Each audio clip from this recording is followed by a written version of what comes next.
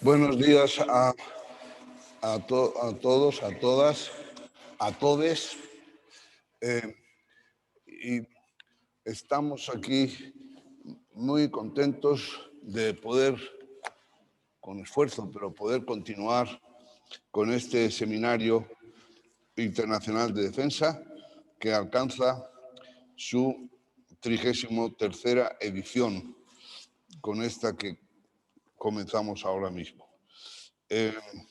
Esta larga duración y lo que nos queda por delante es indicativa de la tenacidad y la dedicación que la Asociación de Periodistas Europeos ha empleado para sostenerlo.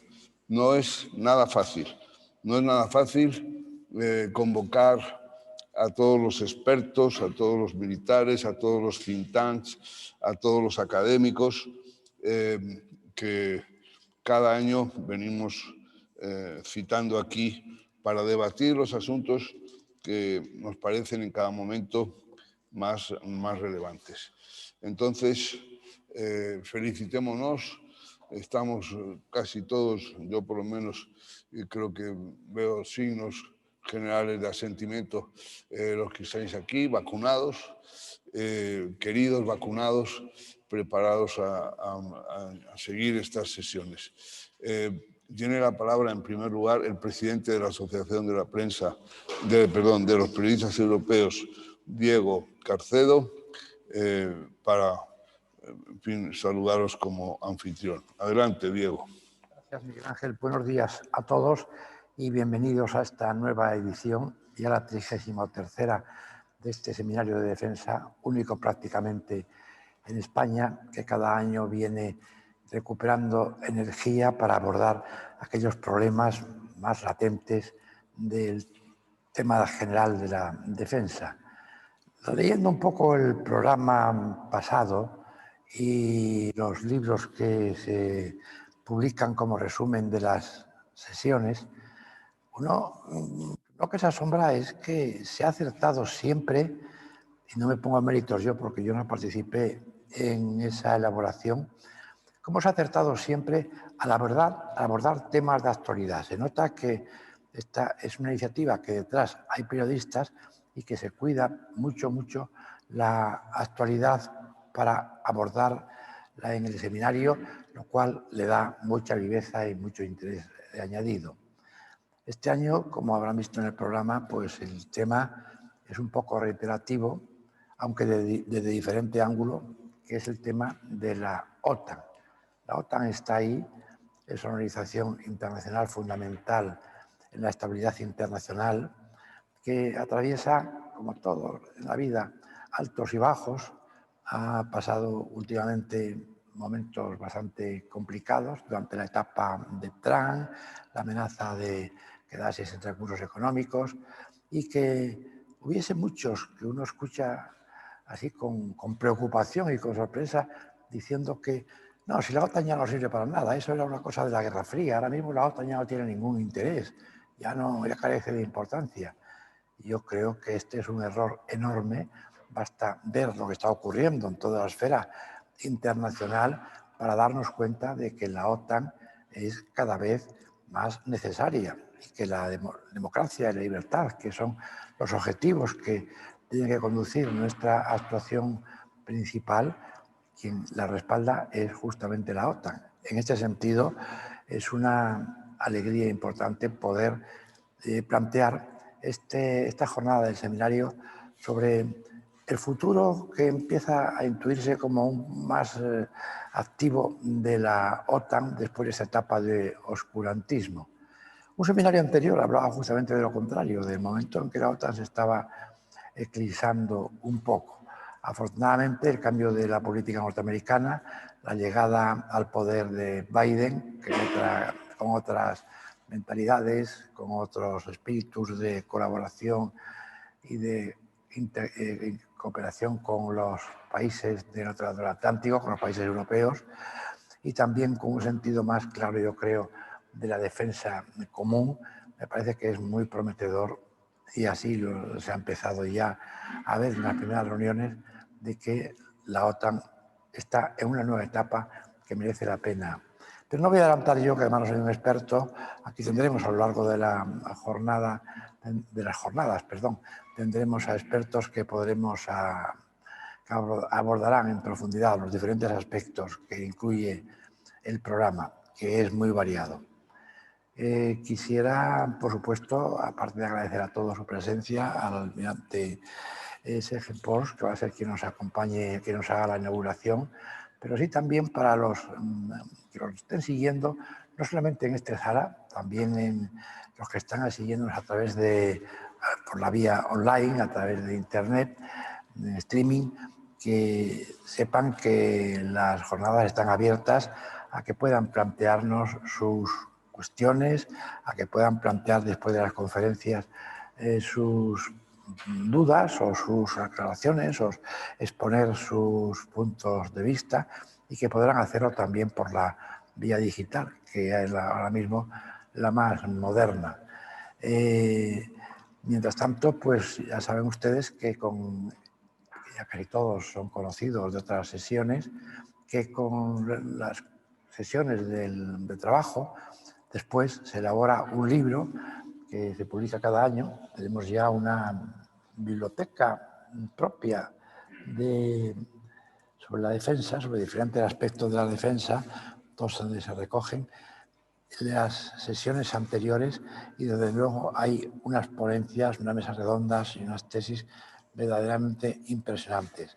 Es en conjunto un tratado ideal sobre el tema de la defensa que yo recomiendo de manera especial para quienes estén preparando tesis doctorales o algún tipo de formación de carácter militar o relacionado con la defensa.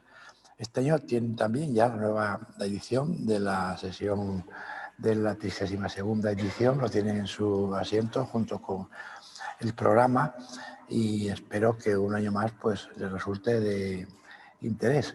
Por lo tanto, yo voy a dar paso ya al almirante, que nos hará su presentación oficial, y a partir de ahí empezarán las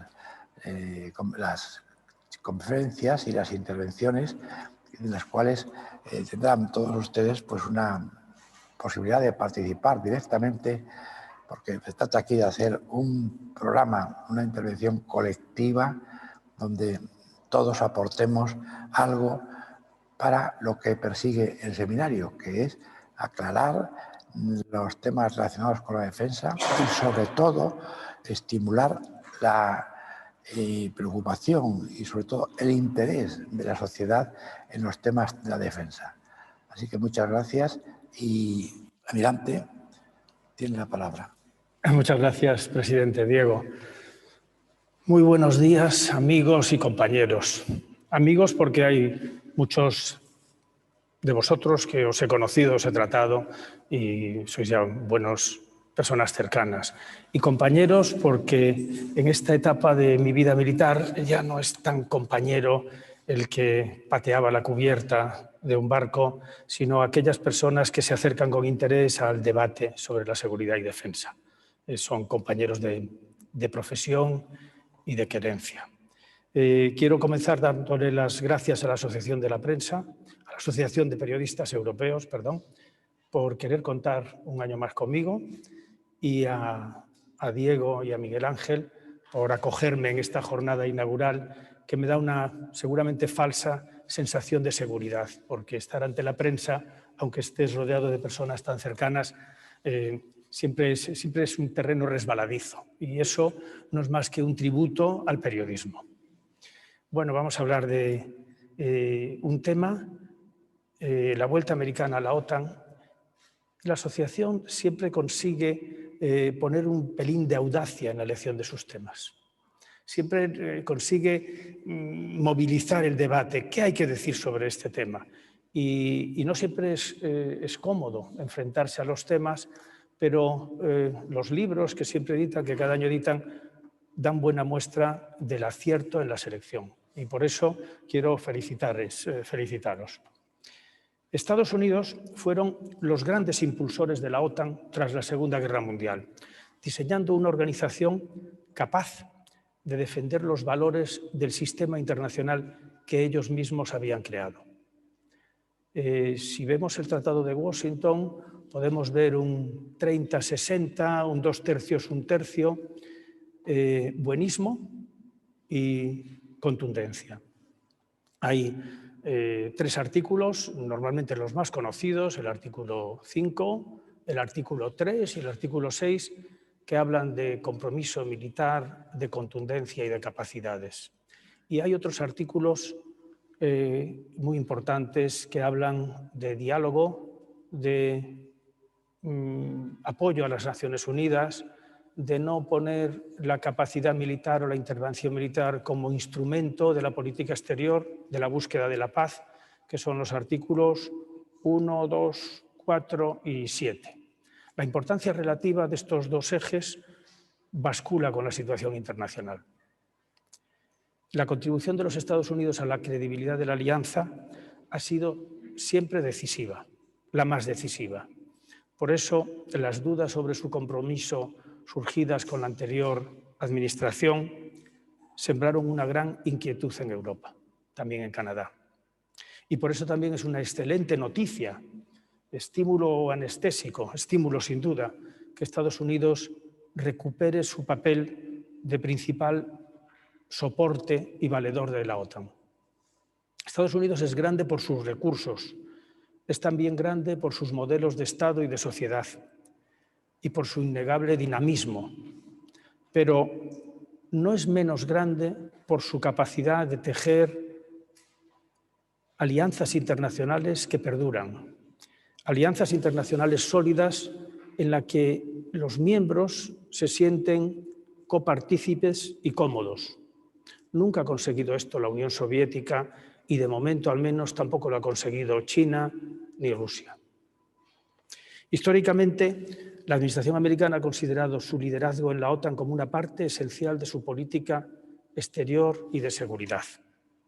Y esta posición de considerar la OTAN como una parte esencial, como un elemento esencial, no ha estado exenta de espíritu crítico, normalmente sobre todo espíritu crítico hacia la dedicación de los europeos a la defensa, hacia las inversiones europeas en defensa. Pero esas críticas siempre habían estado atemperadas por la corrección diplomática. Solo esta dinámica tradicional se alteró en la anterior presidencia, con el regreso de posturas aislacionistas, que de vez en cuando ocurre en Washington y sacuden su vida política, llevó la crítica hacia Europa a cotas inéditas. Afortunadamente, la nueva administración ha expresado su voluntad de retornar al diálogo, el respeto mutuo, el poner en valor la contribución de cada aliado y la solidaridad. Y esto es una noticia magnífica para la OTAN y para España. Nosotros hemos mantenido durante décadas una relación muy especial con los Estados Unidos. Ya antes del ingreso de España en la OTAN, los acuerdos de cooperación nos habían permitido sutil y progresivamente formar parte del sistema de defensa europeo.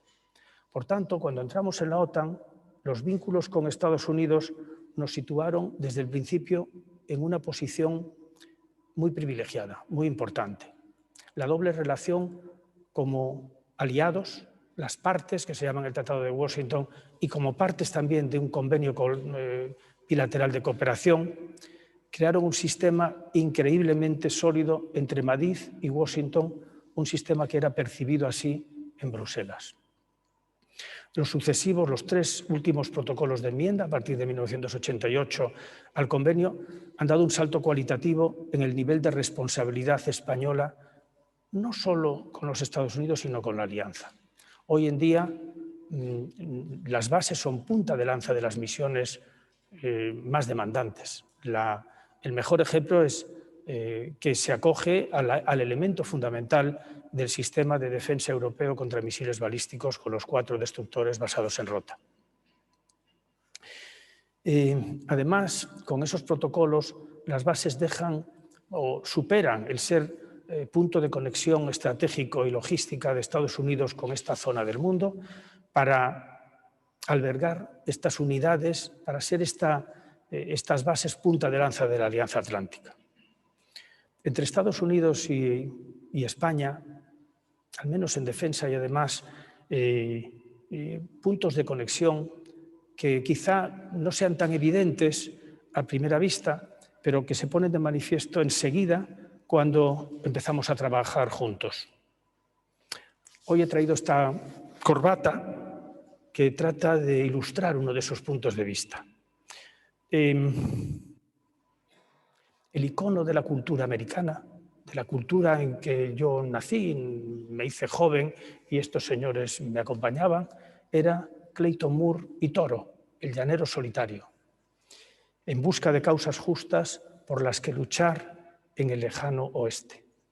Una unión, sin duda, con otras personas que cabalgaban mucho antes por la Mancha y que reflejan esta corbata.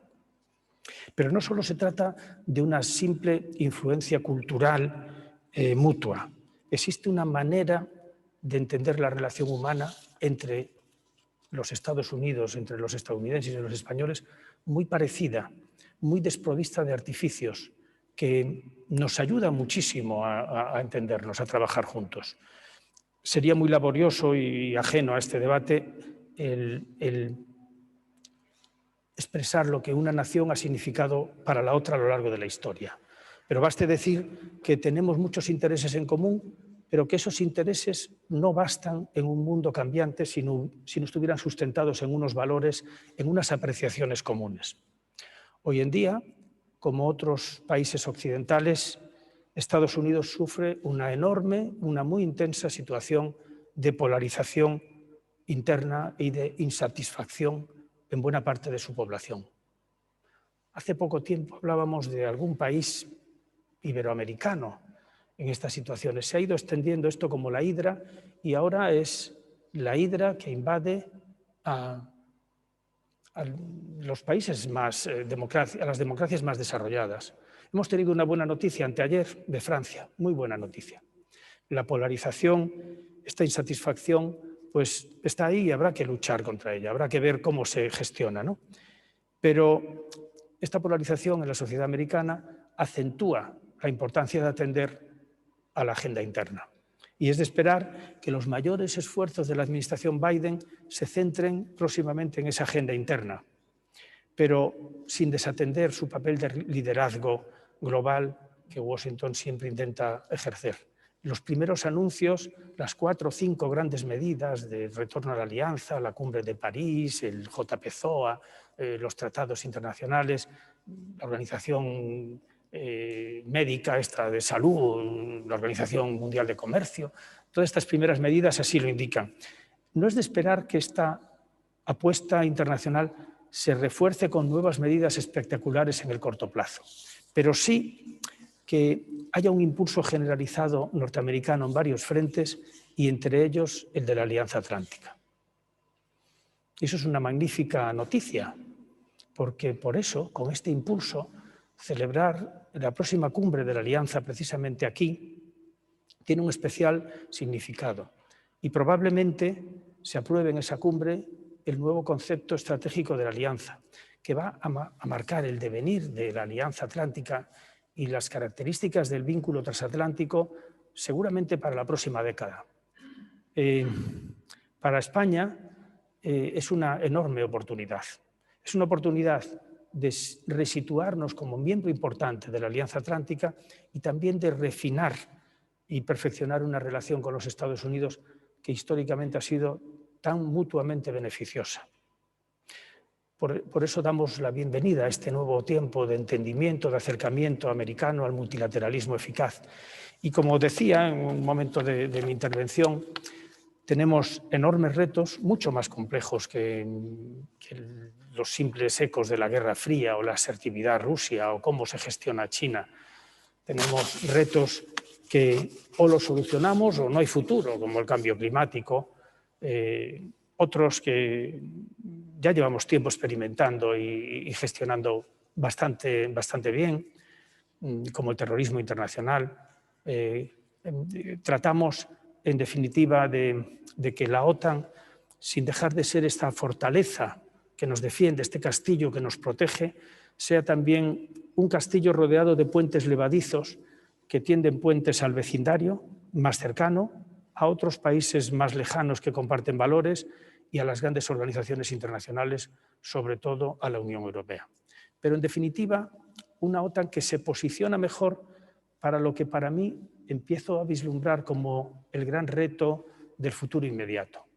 No podremos luchar contra esos desafíos del cambio climático, del comercio internacional, no podremos luchar contra ninguno de esos desafíos que vuelven a venir un poco de fuera, pero que penetran nuestras sociedades, si no luchamos juntos, si no nos apoyamos en el multilateralismo para luchar contra el moderno desafío que nos ha traído la Internet, las redes sociales que inmediatamente polarizan a uno a favor o en contra de cualquier cosa y sin darnos cuenta están contribuyendo a crear dos sociedades en una, sin crear una sociedad más amalgamada. Ni las organizaciones internacionales ni nuestras propias sociedades tienen un futuro muy prometedor. Muchas gracias.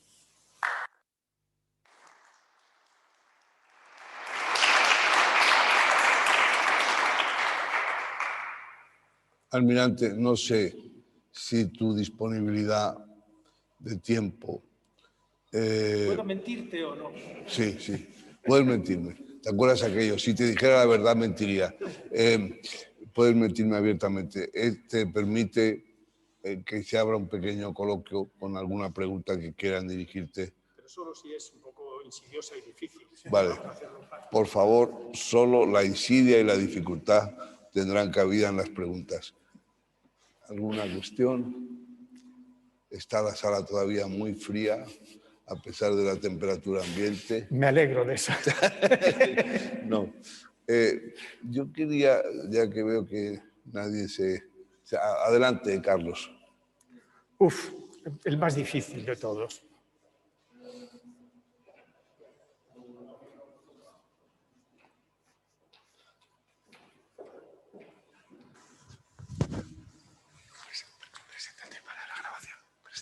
¿Sí? Así se oye, sí. Esto, almirante, muchas gracias por calentar las máquinas. Creo para mí que la vuelta con Biden de Estados Unidos, diríamos, a Europa es importante.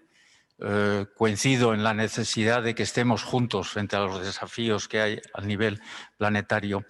Yo, la pregunta insidiosa es más bien, a mí me da la sensación que España, que tiene un papel en la OTAN, quizás lo tenga que revalorizar más en este momento. Lo tenga que revalorizar más, es decir, trabajar más en la OTAN, quizás tener más iniciativas. Lo digo un poco a voleo porque yo ya estoy algo desconectado, pero lo que sí me parece necesario es que la relación entre España y Estados Unidos, desde una perspectiva política y diplomática, tiene que intensificarse. Esta es mi impresión y quería preguntarte si de alguna manera la compartes o crees que estamos en perfectas condiciones de luna de miel con Estados Unidos. Pues ya que esto es un ciclo cerrado y no hay Zoom por ahí y tal, pues te diría que la comparto plenamente, ¿no? Nos decía el secretario Mattis, yo conocí al secretario Mattis en Tirana hace unos 15 o 16 años. Él tenía 3 estrellas, todavía no la 4ª, y nos convocó a un general del Ejército del Aire impresionante, que se quedó de general de brigada, se llamaba de María, y a varios más, a una conferencia en Tirana, que era Albania, el último país, por tanto, el hijo pródigo de la OTAN, para hablar de futuros múltiples. Y habló de muchas de estas cosas que hoy he tenido en cuenta, ¿no? Cuando le pregunté, ¿por qué en Tirana? Me dijo, precisamente porque es el último, es con el que tenemos que hablar de aquello que nos parece más moderno, más prometedor, más de futuro. Y yo le dije, mi general, ¿y cuándo en España? Y me dice, no recuerdo que tengamos ningún problema con España. Eso apunta en esta línea, ¿no? Creo que tenemos que ser un poco más insistentes porque España tiene un enorme potencial para los Estados Unidos. Me he quedado en lo del llanero solitario, pero hoy hay 58 millones de hispanohablantes en Estados Unidos. Es una fortaleza enorme, pero no se percibe. Se habla del lobby judío, del lobby italiano, no se habla de ese lobby. Hay una fortaleza interior. También tenemos un punto de inflexión en toda Iberoamérica y es un punto de inflexión muy difícil de gestionar, ¿no? Estaban los ALBA, parecía que ya aquello se consolidó. Y ahora tenemos unas grandes dudas. Hemos visto lo que ha pasado en Perú recientemente, ¿no? Y hay muchos otros ejemplos. España puede aportar en África mucho. No sé qué es lo que pasa en África con España. ¿Por qué generamos esa confianza? A los 8 días de desplegar en República Centroafricana no habíamos estado allí nunca. Nunca, quizá algún misionero, pero nunca. Nos llaman nuestros colegas de la República Centroafricana y nos piden más españoles, muchos más, que nos regalan terreno y que se queden para siempre. Que eso es lo que ellos quieren. Este modelo de escuchar la agenda del otro, para ver cómo tú puedes ayudar a la agenda del otro, con una agenda propia más a largo plazo, más de generar confianza, es importante. Y tenemos mucho que decir a los Estados Unidos en este sentido, ¿no? Yo creo que muchas veces España dice cosas sensatas, pero no siempre somos tan capaces de ponerlas en valor. Y a veces preferimos ser bastante discretos con nuestros éxitos. Por ejemplo, en esta reciente cumbre de Bruselas, pues el principal desencuentro, al final, el punto de encuentro fue una frase española. Entre los dos países que estaban más alejados, dos países muy importantes de la OTAN, la frase española es la que sirvió de punto de encuentro.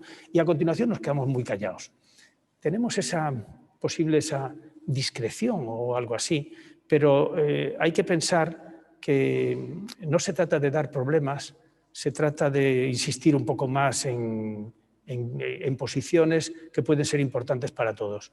Y yo coincido en que tenemos que insistir con algo más de fuerza. Hemos presentado proyectos en casi todas las direcciones más novedosas de la Alianza.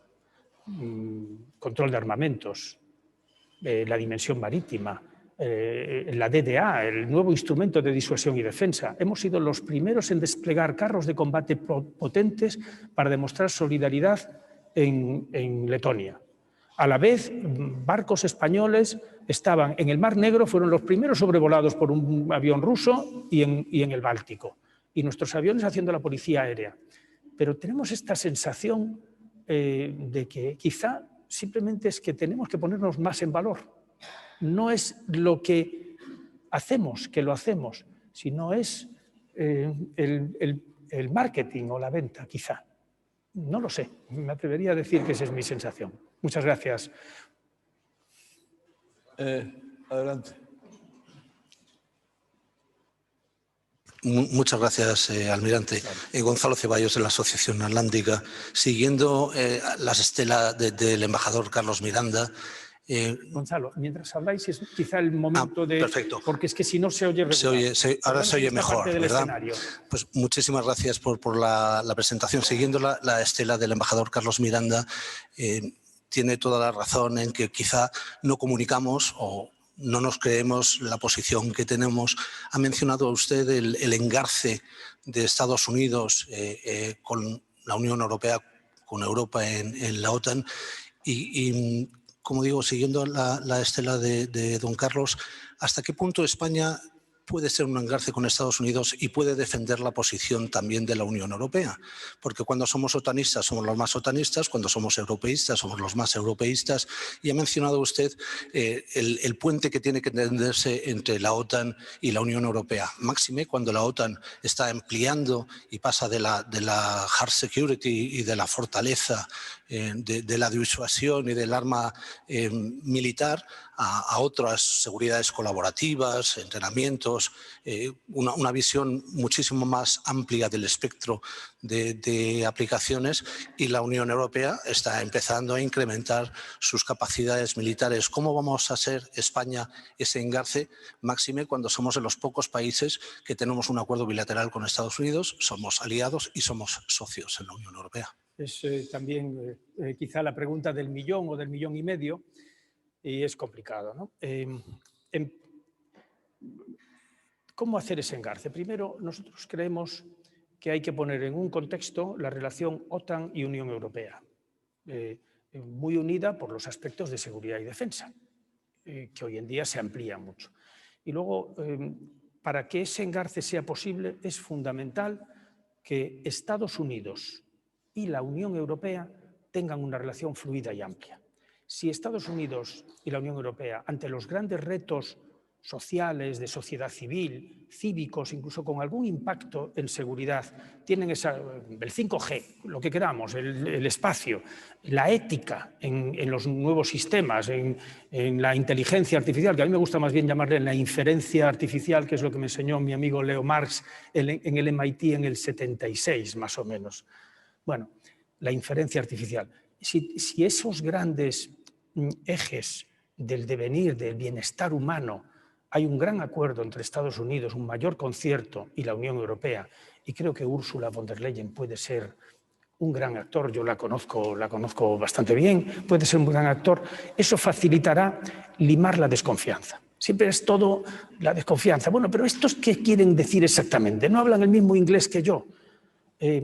Entonces, ¿cuál es? Nosotros, España, en este sentido somos importantes, lo venimos siendo, hemos sido el país que redactó la PESCO, los grandes avances europeos los hemos escrito nosotros y hemos cedido a otros el copyright de nuestros papeles, porque era más útil que lo tuvieran otros, porque lo que nos interesaba era el resultado final, ¿no? Bueno, pues tanto la Unión Europea como la OTAN tienen que preocuparse de las grandes cuestiones que, sin ser exactamente de defensa, afectan a la seguridad y a la defensa. Lo que ocurre es que esas cuestiones en la Unión Europea, la prioridad es la cuestión en sí, y en la OTAN la prioridad tiene que ser la defensa. O sea, no es que la OTAN no tenga que hablar de cambio climático o de migración o de tal, pero tiene que hablarlo desde la óptica de la prioridad es la defensa. ¿Cómo me afecta la defensa? Porque si no, estamos metiendo un caballo de Troya dentro de la OTAN. Estamos metiendo el disenso, esas discusiones interminables que llegan en la Unión Europea a la hora 25, que no hay forma del día siguiente, o esa sensación de fracaso ante los grandes temas, la moneda, la financiación. No podemos meterlos en la OTAN, que nos ha dado un ejemplo de una organización que siempre se decía non-action, talking only, y cuando hubo que poner en marcha la acción tras el 11S, se puso en marcha rápidamente Active Endeavour, Afganistán, lo que fuera necesario, los Balcanes, Kosovo, algunas acciones afortunadas y otras no tanto. Pero el problema es que la complementariedad viene de que una tiene todos los instrumentos policiales, de imperio de la ley, legales, comerciales, de financiación, para hacer la acción global, la acción integral necesaria, y otra no tiene esos instrumentos, pero tiene una capacidad de consolidar posiciones que es muy difícil aquí. El tema es que la prioridad en OTAN sea la defensa y atender todo, y en la Unión Europea la prioridad principal es el progreso, el bienestar, el tender puentes, el crear estándares que faciliten que no haya al otro lado de la Unión Europea un cambio social, socioeconómico tan brusco que constituya en que otros países que están fuera siempre se consideren de segunda. Y cuando tú te consideras de segunda o te hacen ver que eres de segunda, pues eres una fuente del terrorismo, eres una fuente de la controversia, eres una fuente de la inestabilidad. Son ideas muy amplias y resumirlas, yo además no tengo esa capacidad de síntesis, pero bueno, he tratado de darte una respuesta. Gracias, Gonzalo. ¿Perdón? Que no te identifiques antes de hacer la pregunta. Que me identifiques, sí. No hay peor cuña que la de la propia madera. Esto sí que me da pavor. A la orden de vuecencia, almirante. Soy la comandante Romero, Belinda Romero, profesora de la Escuela Superior de las Fuerzas Armadas. Mi pregunta es breve e insidiosa, pero creo que ha respondido ya parcialmente a ella.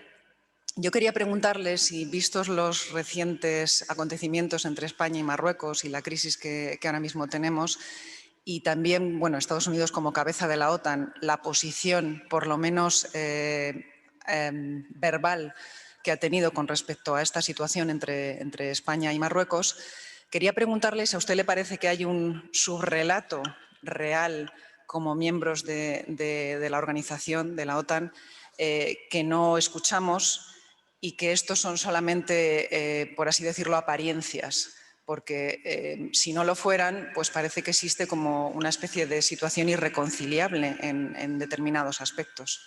Muchas gracias, almirante. Es una pregunta interesante. Se me hace muy difícil contestarla con la profundidad que requiere, ¿no? Pero primero quiero decir que los Estados Unidos en esta crisis se han portado como buenos socios y aliados y como un país responsable del mundo. No se trata de afear a nadie, y menos cuando todos creemos que Marruecos es un país importantísimo. La fortaleza de Marruecos es muy necesaria. Veamos los retos, la dimensión de los retos reales que tenemos. Veamos la importancia que tenemos para que Marruecos pueda superar este, sin duda, error tremendo, pero todos cometemos errores, y pueda superarlo. En nuestras conversaciones con los Estados Unidos nunca les dijimos nada de, pues no autorizo el sobrevuelo, no hago no sé qué, no entres en tal puerto. Siempre hemos charlado con ellos. Esta es la dificultad que esperamos momentánea y muy breve que estamos teniendo, que nunca la habíamos tenido con nuestro vecino, y sois nuestro amigo, socio y aliado. Simplemente queremos que lo sepáis para que valoréis la confianza que os merecemos, y también nosotros mismos les dijimos, y no habramos mayores dificultades. Esto es construir un mundo mejor. Si demonizar a los otros no es el mejor instrumento. Llevamos mucho tiempo demonizando a Irán. Yo realmente no sé si se lo merece tanto, por mencionar un país, y a otros. Y yo creo que siempre hay que tender puentes. No hay que ser naif, hay que tender puentes. Y tender puentes pues no quiere decir hacer ofertas que no se compadezcan con el escenario. Hay que hacer ofertas desde las posiciones de cada uno, pero siempre las ofertas tienen que dar salida a otros, plantear a otros soluciones. Pues si no estaríamos haciendo algo que aprendimos de jóvenes cuando éramos alféreces de navío y teníamos una serie de botones y teníamos que saber lograr el T5.5 pero ya no estamos en eso, estamos en construir soluciones tratando de aplicar nuestra inteligencia y nuestro deseo de que nuestra sociedad del futuro, viva mejor, sin resentimientos internos, sin resentimientos de los 2 o 3 millones de ciudadanos de ese país vecino y amigo del sur que viven en España o que al menos nos visitan cada año. Tenemos una relación muy cordial. Hay cosas que se han mantenido y es muy interesante, pero no voy a detallarlas. Lo que se ha mantenido nos dice un poco, me retrotrae a pensar, ¿por qué España, cuando entra primero en la OTAN y luego en la Unión Europea, marca el modelo de los siguientes países que entran primero en la OTAN y después en la Unión Europea? Pues porque las Fuerzas Armadas son un elemento importante de cohesión y un fundamento fundamental de los estados modernos. Y esto, yo creo que con eso explico más de lo que puedo. Muchas gracias. Muchas gracias, almirante. Y levantamos esta sesión. Enseguida continuaremos con la siguiente, bajo el título Washington de vuelta, y con la intervención de Carmen Romero, del general Francisco José Dacova, y moderada por Vicente Vallés. Muchas gracias a todos.